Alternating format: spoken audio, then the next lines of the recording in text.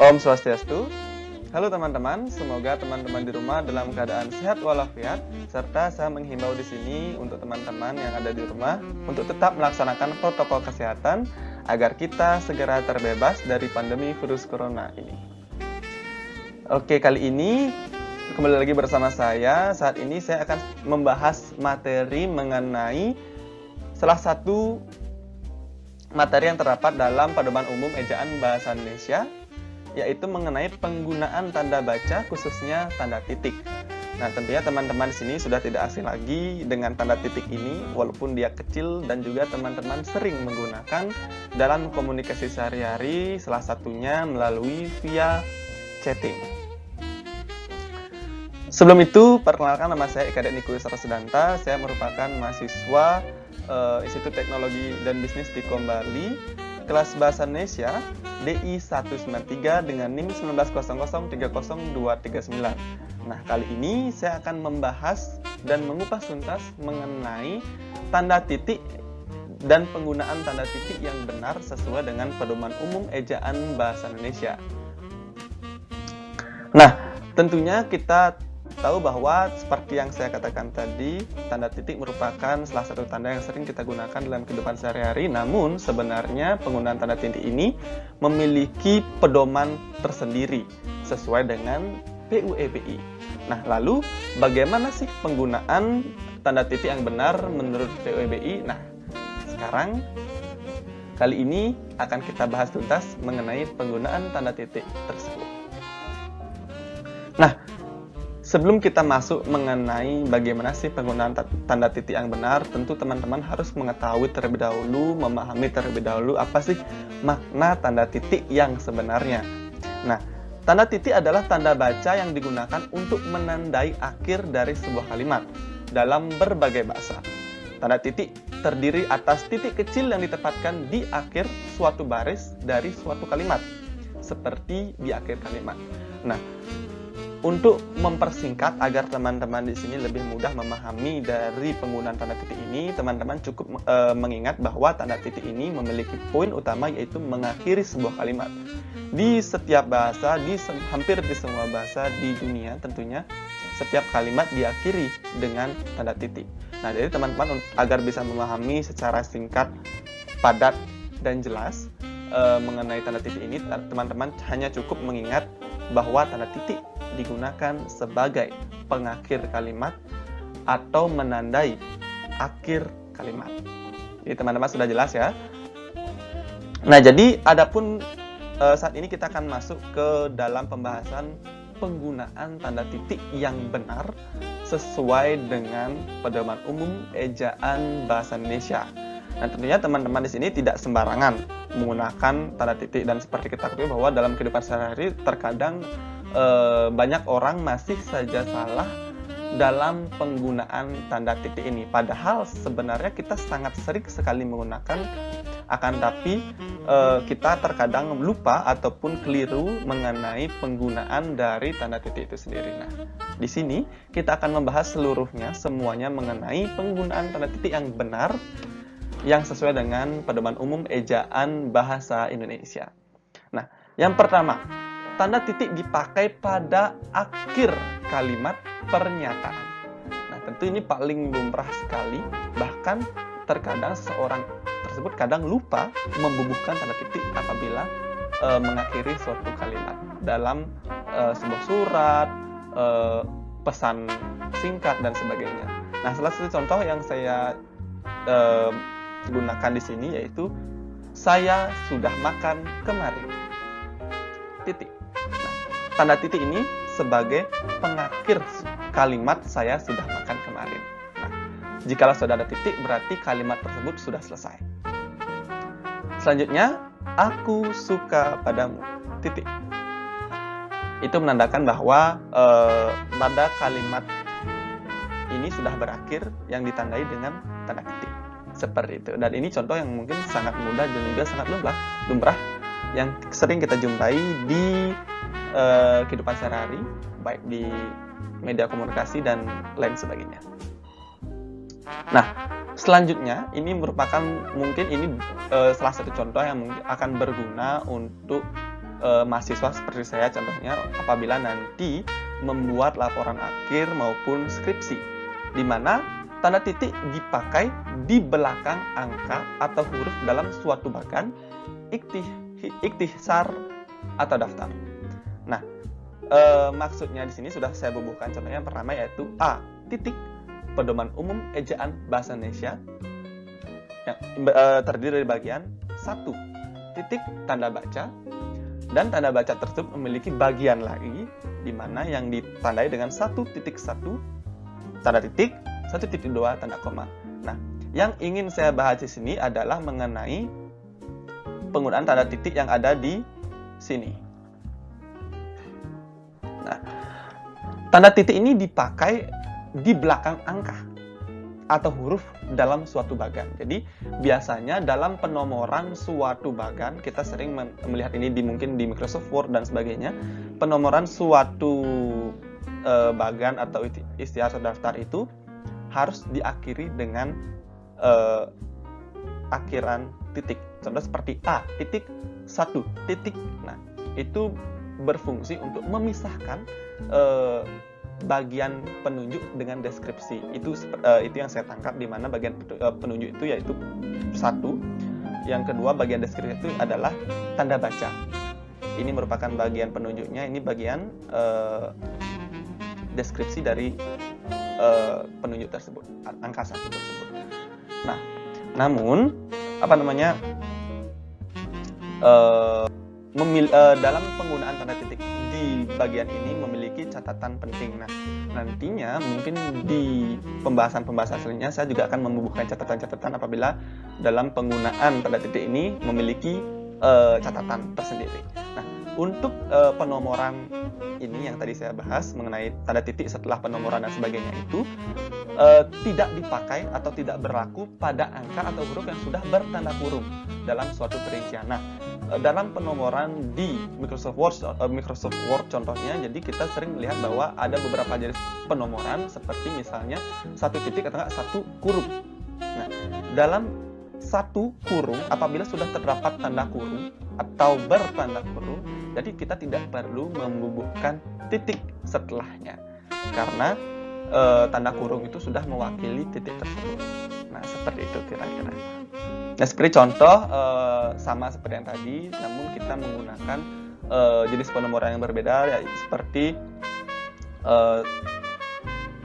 angka 1.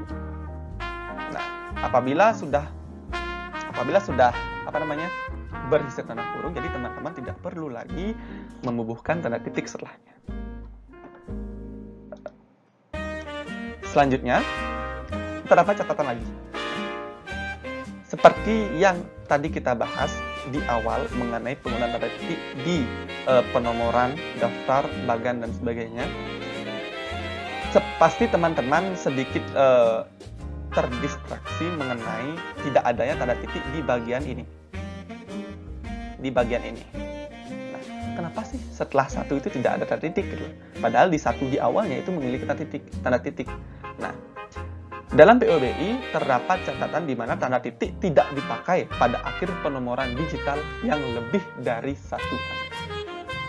Nah, itu sudah tercantum dalam POBI di mana setelah terdapat penomoran yang lebih dari 1 angka seperti yang saya lingkari ini, itu tidak perlu ditambahkan tanda titik setelahnya.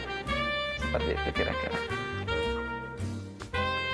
Nah, selanjutnya tanda titik dipakai untuk memisahkan angka jam, menit, dan detik yang menunjukkan waktu atau jangka waktu.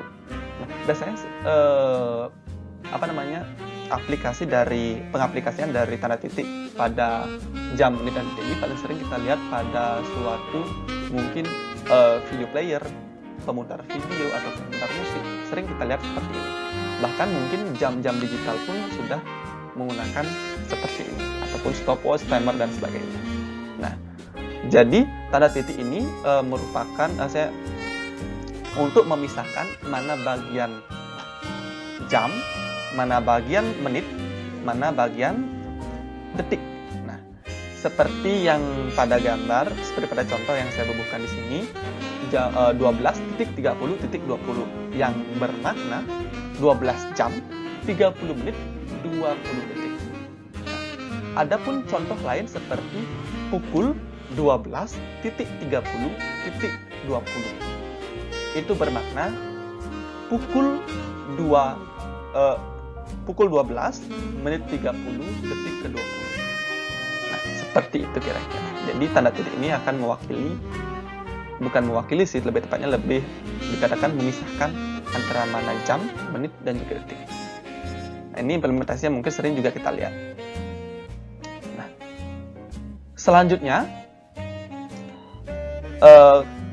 ketentuan selanjutnya yaitu tanda titik dipakai dalam daftar pusaka di antara nama penulis, tahun, judul tulisan yang tidak berakhir dengan tanda tanya atau tanda seru, dan tempat terbit.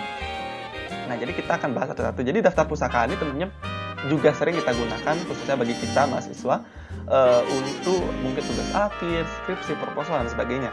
Jadi tanda titik ini ternyata sangat penting sekali di bagian daftar pusaka. Nah, contohnya seperti nama penulis. Pada nama penulis ini, seperti yang saya garis bawah ini, pada nama penulis ini kita harus membuka tanda titik agar tidak tergabung dengan tahun.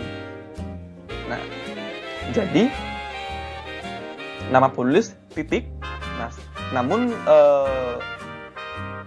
tidak berakhir dengan tanda tanya dan tanda seru ya tentunya. Dan mungkin ini sangat jarang sekali kita melihat bahwa apabila nama penulis itu diakhiri dengan tanda tanya atau tanda seru. Dan juga tahun titik. Nah, di sini juga tahun titik untuk memisahkan tahun dan juga judul ya, agar tidak tergabung dia. Sebenarnya judul tulisan yaitu metode, contohnya saya kutip di sini, metode pembelajaran dan trik menyelesaikan soal matematika untuk pemula. Titik. Oke. Untuk memisahkan tempat terbit. Nah, di akhir tempat terbit pun juga harus diisi titik. Mengapa sih titik itu penting? Seperti yang saya katakan di awal, titik itu mengakhiri suatu kalimat. Nah, dalam hal daftar pusaka, setiap sesuatu yang dititikkan itu memiliki konteks yang berbeda. Contohnya seperti Reza dan Agus Wijaya itu merupakan nama penulis. Nah, jadi apabila tidak kita bubuhkan tanda titik di sana, itu akan tergabung dengan 2017. Sedangkan 2017 bukanlah sebuah nama. Nah, oleh karena itu kita harus membubuhkan titik di antara nama Reza dan Agus Wijaya serta tahun 2017. Karena mereka berbeda konteks kalimatnya. Nah, sama seperti bagian-bagian yang lain seperti judul tulisan dan tempat terbit, itu merupakan beda konteks di mana kita harus memisahkan mereka berdua dengan tanda titik. Seperti itu. Selanjutnya kita akan membahas mengenai tanda titik dipakai untuk memisahkan bilangan ribuan atau kelipatannya yang menunjukkan jumlah. Ini juga sering kita lihat, seperti contoh yang saya ambil yaitu Jamal merupakan salah satu orang terkaya dengan total kekayaannya mencapai 1 juta pound sterling. 1.000.000 pound sterling. Nah, ini digunakan untuk ibaratnya memudahkan pembacaan apakah itu termasuk ratusan ribu ataupun juta. Nah, dengan tanda titik ini ini akan memudahkan para pembaca bahwa ini 1 juta, ini 10 juta, ini 10.000 dan sebagainya. Seperti itu. Nah, seperti contoh yaitu 1 juta pound sterling ditulis dengan 1.000.000. Lanjut, namun penulisan tanda titik pada suatu jumlah itu memiliki catatan tersendiri di mana tanda titik tidak dipakai untuk memisahkan bilangan ribuan atau kelipatannya yang tidak menunjukkan jumlah. Nah, seperti yang kita katakan tadi, seperti contoh tadi di mana saya mengatakan bahwa Jamal 1 juta pound sterling gitu misalnya. Nah, 1 juta pound sterling itu terdiri dari kalau misalnya kita lihat secara matematis 1000 itu memiliki 3 angka 0. Nah, Untuk memisahkan bilangan ribuan atau kelipatannya itu harus ditandai titik di mana 1.000.000.000 kan seperti itu ya. Namun tanda titik ini tidak berlaku apabila hal tersebut tidak menunjukkan suatu jumlah. Contohnya, saya, Niko Iswara, merupakan putra Bali yang lahir di tahun 2001. 2001 itu bukan jumlah, namun itu tahun. Jadi tidak perlu ditambahkan titik. Selanjutnya yang paling sering kita lihat yaitu nomor handphone. Nomor handphone juga terdiri dari beberapa angka yang mungkin hampir 9 digit ataupun lebih. Nah, jadi contoh seperti yang saya sampaikan di sini yaitu hubungi saya di nomor 081234567890 gitu ya. Jadi karena ini bukan sebuah jumlah, karena ini merupakan nomor telepon, jadi tidak perlu ditambahkan titik di permasing angkanya. Seperti itu kira-kira.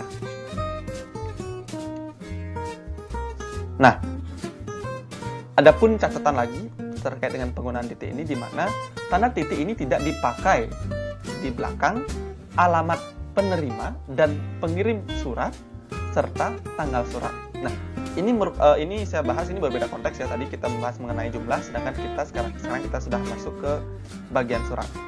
Dalam penulisan surat, kita ketahui bersama bahwa sesuai PUBI, sesuai dengan Pedoman Umum Ejaan Bahasa Indonesia, setelah alamat penerima dan pengirim surat itu tidak perlu ditambahkan tanda titik. Contohnya seperti yang saya sampaikan di sini. Yang terhormat Direktur Utama PT Mengundangan Gelora Sejahtera, Jalan Bukit Sari nomor 5X Brangsambian. Nah, tidak dititik karena ini akan menyambung ke ini Denpasar Barat.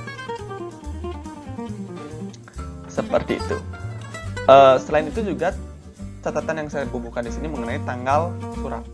Nah, pada tanggal surat di sini sesuai dengan PUBI itu tidak perlu ditambahkan tanda titik pada akhir tanggal tersebut. Nah, jadi teman-teman di sini sesuai dengan PUBI ya, tentunya yang saya pelajari juga di sini kita tidak perlu lagi menambahkan yang namanya tanda titik di akhir tanggal surat. Seperti itu kira-kira. Nah, mungkin sekian saja pembahasan saya mengenai penggunaan tanda titik yang benar sesuai dengan Pedoman Umum Ejaan Bahasa Indonesia. Jadi mohon maaf apabila terdapat kesalahan kata baik yang disengaja maupun tidak disengaja. Nah, sebelum saya tutup, saya memiliki suatu quote yang berbunyi, jangan memberi tanda titik jika Tuhan hanya membubuhkan tanda koma. Nah, quote ini mungkin bermakna menunjukkan bahwa kita tidak boleh menyerah apabila kita ingin mencapai suatu hal yang kita inginkan. Nah, Tuhan tidak pernah memberikan tanda titik ketika hambanya sudah memiliki usaha yang besar dan bersungguh-sungguh dalam mencapai tujuannya. Nah, namun terkadang kita tidak menyadari bahwa kitalah yang sering memberikan tanda titik di setiap usaha yang kita jalani. Kitalah yang terkadang menyerah terhadap usaha yang kita jalani, sebelum kita mencapai tujuan tersebut. Nah, oleh karena itu, jangan sesekali memberi tanda titik jika Tuhan hanya membubuhkan tanda koma. Seperti itu kira-kira. Baik, itu tadi quotes atau kutipan sebagai penutup dari video presentasi saya.